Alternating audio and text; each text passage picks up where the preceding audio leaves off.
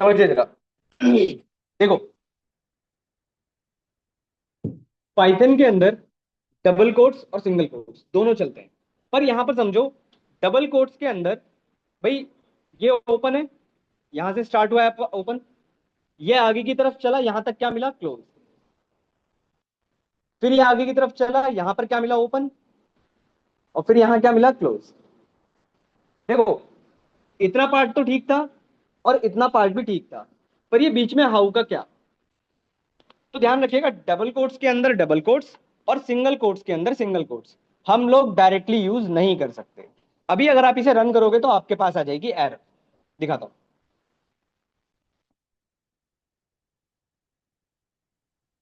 ठीक है, कुछ ऐसा।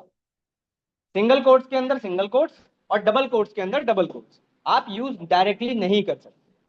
तो ऐसे ही प्रॉब्लम से बचने के लिए हमारे पास आए थे एक कॉन्सेप्ट जिसका नाम था एस्केप कैरेक्टर्स।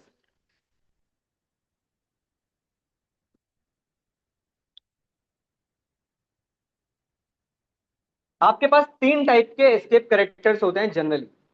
पहला होता है आपके पास बैकवर्ड स्लैश। दूसरा होता है आपके पास बैकवर्ड स्लैश टी, जिसको बोलते हैं वन टैब स्पेस। तीसरा होता है आपके पास बैकवर्ड स्लैश एन, जिसको बोलते हैं न्यू लाइन या फिर नेक्स्ट लाइन।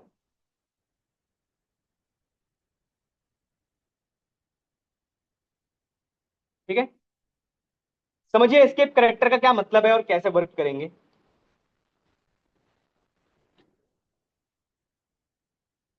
देखो, सबसे पहले हम बैकवर्ड स्लैश की बात कर रहे हैं, समझिएगा।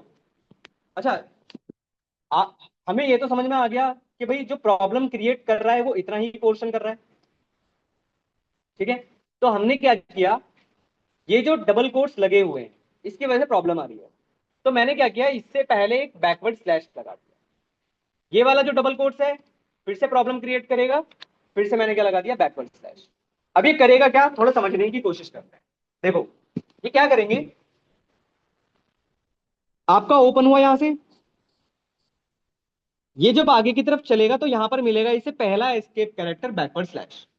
ये कहता है कि मेरे बाद जो भी लिखा है उसको एज इट इज छोड़ दो और आगे बढ़ जाओ, मतलब एस्केप कर दो।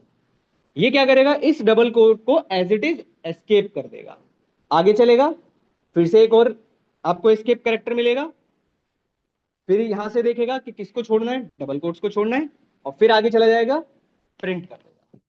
तो अब डबल कोट्स के अंदर डबल कोट्स और सिंगल कोट्स के अंदर सिंगल कोट्स आप कुछ इस तरीके से यूज कर पाएंगे। अब रन करते हैं जरा। अब यहां पर चाहे सिंगल कोट्स होते तब भी आप इसको वर्क करवा सकते हैं। क्या भाई, पढ़ना वढ़ना है नहीं है? हाँ भाई साहब, कौन था, कौन था, आप, कौन था, आप थे? अभी किसने? भाई देखो, सिंपल सी बात है, अगर पढ़ना है तो ठीक से पढ़ लो, नहीं पढ़ना मेरी क्लास से निकल सकते हो भाई, मुझे कोई फर्क नहीं पड़ता। क्या ही फर्क पड़ेगा। तो अगर पढ़ना है तो भाई ढंग से पढ़ लो बस।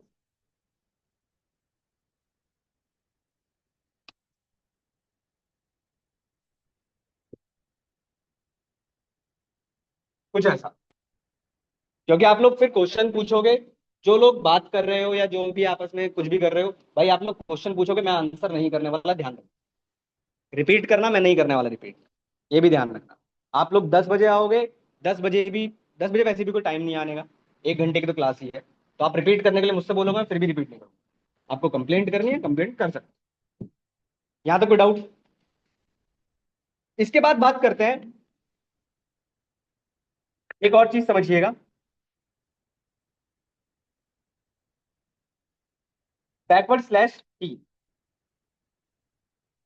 बैकवर्ड स्लैश टी क्या कहता है, इसको बोलता है वन टैब स्पेस। अच्छा, कोई बताएगा वन एक टैब में कितने स्पेस होते हैं?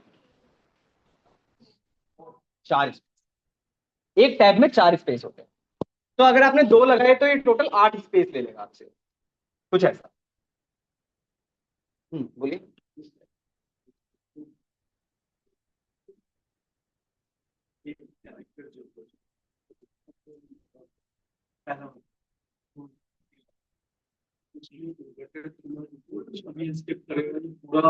सिर्फ उसके आगे जो लिखा है। हाँ, तो जब तक क्लोज जो है सेपरेट कैरेक्टर नहीं करेंगे नहीं ऐसा कुछ नहीं, अगर ये नहीं होता तो बस ऐसे लिख देते हम। फिर दूसरा क्या है बस ऐसे ही आएगा जैसे यहाँ लिखा है। नहीं या फिर इन्वर्टर क्या होता है इन्वर्टर ऐसे आएगा। हाँ तो वो नहीं है वो क्यों है? हाँ, तो वही इसी तरह आपके पास एक होता है backward slash N. Backward slash N की अगर हम बात करें तो न्यू लाइन या नेक्स्ट लाइन। अब आपको इससे आउटपुट क्या मिलेगा, वैसे कोई बता सकता है क्या आउटपुट आएगा इसका? यहाँ तो सबको क्लियर है। तो तीन आपके पास एस्केप कैरेक्टर होते हैं।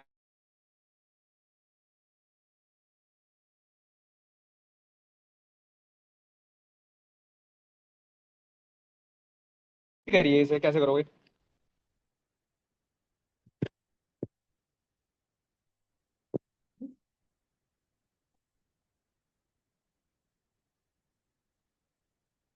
आउटपुट में ये आना चाहिए, दिखना चाहिए।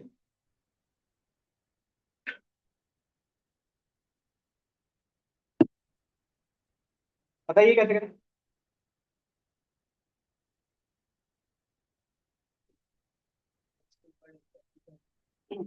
मुझे स्पेस थोड़ी ना चाहिए, मुझे तो ये आउटपुट में दिखना चाहिए। क्यों नहीं? वॉल्यूमेट्रिक में लिखूंगा, लिख देता हूँ भाई। देखो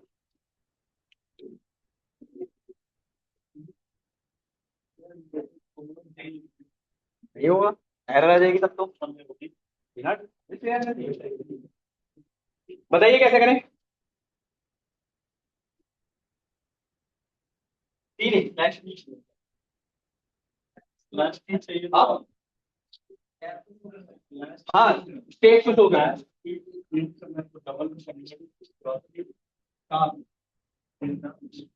मैं चाहता हूँ, मैं आपको आउटपुट बता दूं, मैं चाहता हूँ जब मैं प्रिंट करूँ तो ये मुझे आउटपुट पे दिखना चाहिए। मेरा क्वेश्चन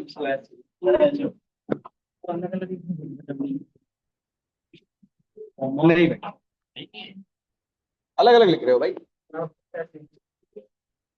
कराऊं? नहीं हुआ? नहीं हुआ? देखे?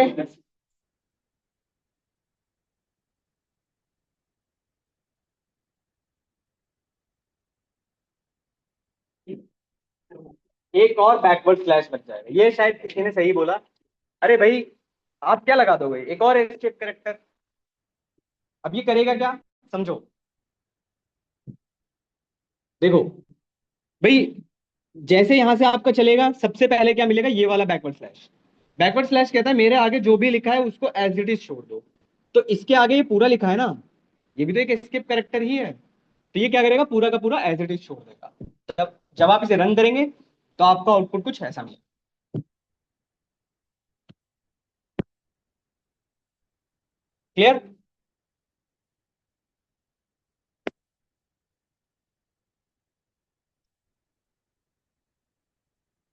एक और चीज सीख लीजिए साथ के साथ। सपोज करिए, अगर आपने कुछ वर्ड्स लिखे like hello, how are you, ठीक है, आपने एंटर किया, आपने एंटर किया, फिर आपने लिखा I am good, bracket close, error. क्या ये चलना चाहिए था, नहीं चलना चाहिए था? पर मुझे चलाना है इसको। हाँ, तीन क्या बोलते हैं उसको? बात सही है, क्या बोलते हैं? Dog string. उसको बोलते हैं डॉग स्ट्रिंग। डॉग स्ट्रिंग का बेनिफिट समझिएगा। देखो, डॉग स्ट्रिंग क्या होते हैं, आपने सिंगल डबल कोट्स यहां लगा दिए, दो बार और लगा दो, तीन हो गए, और तीन इधर, मतलब तीन ओपन तीन क्लोज। इसको बोलते हैं डॉग स्ट्रिंग। मैं लिख देता हूं, इसको बोलते हैं डॉग स्ट्रिंग, डॉक्यूमेंट स्ट्रिंग बोलते हैं इसको। इसको बोलते हैं डॉग स्ट्रिंग। डॉग स्ट्रिंग का एक बेनिफिट ये है कि आप मल्टी लाइंस लिख सकते हो। दूसरा ये कि इनके अंदर आप डबल कोट्स और सिंगल कोट्स आप कुछ भी यूज कर सकते हो। और जैसा आपने लिखा है, जितना स्पेस इधर आ रहा है लेफ्ट की तरफ, अगर मैं इस वाले स्पेस की बात कर रहा हूं, तो आपको जैसा आपने लिखा था एज इट इज आपको आउटपुट में दिखाई देगा, कुछ ऐसा। कुछ ऐसा, हाँ बोल सकते हैं आप, कुछ ऐसा आपको दिखाई देगा। अच्छा एक चीज और ध्यान रखिएगा भाई, double quote sorry, escape character जो आपके पास हैं, बैकवर्ड स्लैश, बैकवर्ड टी और बैकवर्ड स्लैश एन, ये जो तीनों आपके पास हैं, ये हमेशा सिर्फ डबल कोट्स या सिंगल कोट्स के अंदर ही वर्क करेंगे। ये चीज ध्यान रखना, मतलब इसके अंदर भी वर्क कर सकते हैं, डबल कोट्स और सिंगल कोट्स, विदाउट कोट ये वर्क नहीं करेगी। ये चीज का ध्यान रखिएगा। क्लियर हुआ इतना? नेक्स्ट समझिए।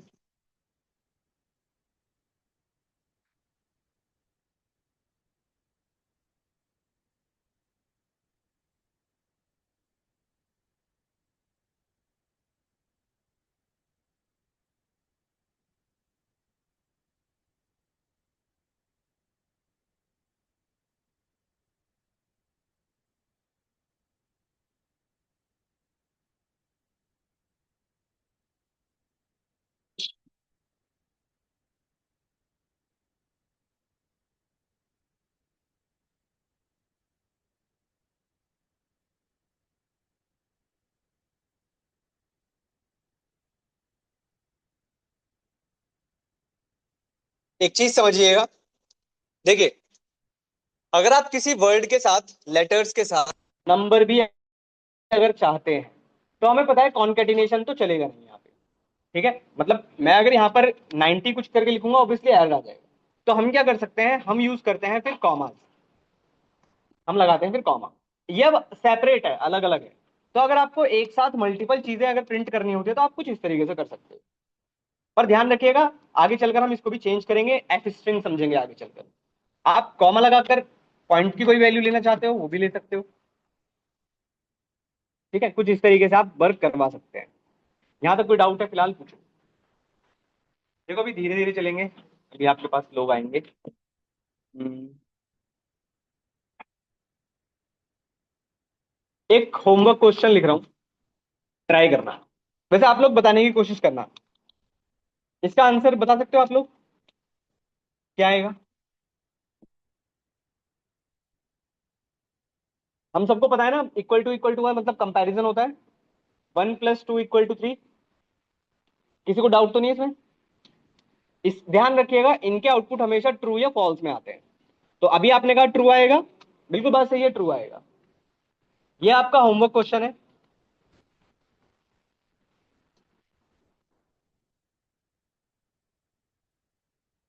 बताइए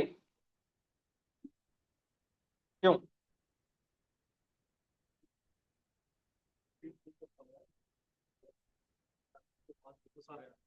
हम्म, ठीक है, ओके, हर केस में ऐसा होगा। मशीन जहाँ पे ये समझ रहा है कैलकुलेट करके सपोज 0.5 और पे समझ जाए रिपीट कर पा रहा है, उसको कैलकुलेट कर पा रहा है, सर्टेनिटी नहीं है। बोल सकते, फॉल्स क्यों? किसने आंसर किया था शायद पीछे से, प्रिंट करके देखा है, आपको आउटपुट मिलेगा फॉल्स। ठीक है, अब आपका होमवर्क क्वेश्चन बस इतना सा है, आपको ढूंढ के लाना है ये फॉल्स क्यों आ रहा है। ठीक है भाई, ऑब्वियसली 0.1 + 0.2 = 0.3 होता है, पर आपको पता करना है ये फॉल्स आया क्यों है। मैं एक और केस दिखा देता हूँ, फॉल्स का नहीं है, वो ट्रू का केस है। जैसे एग्जांपल अगर आप बात करेंगे, प्रिंट 0.6 + 0.7 = 1.3, तो भी आपको फॉल्स ही मिलेगा। तो अब आपको ये ढूंढ कर लाना है फॉल्स क्यों आ रहे हैं।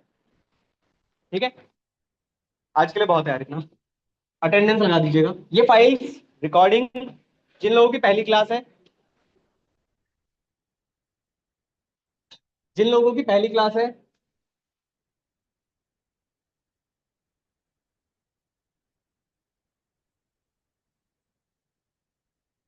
अपना नेम, बैच टाइमिंग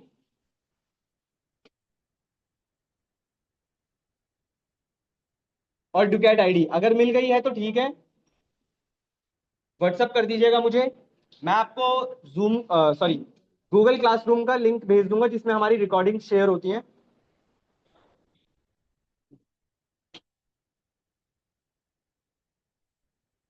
ठीक है, इस पे आपको रिकॉर्डिंग्स मिलेंगे, मैं आपको रिकॉर्डिंग्स का ही लिंक शेयर करूंगा। अगर आपको ऑनलाइन क्लास का लिंक चाहिए होगा, शुभम सर से लीजिएगा। और मैसेज 6:30 बजे से पहले, भाई मेरे पास काफी लोगों का मैसेज 6:30 के बाद भी आया है, कल भी बोला था मैंने।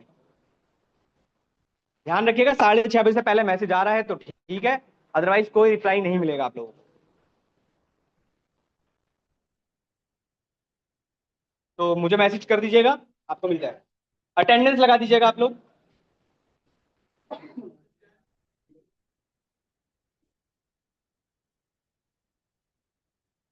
और कल से टाइम पर आइएगा, ये चीज ध्यान रखिएगा। 9:30 का टाइम है तो 9:30,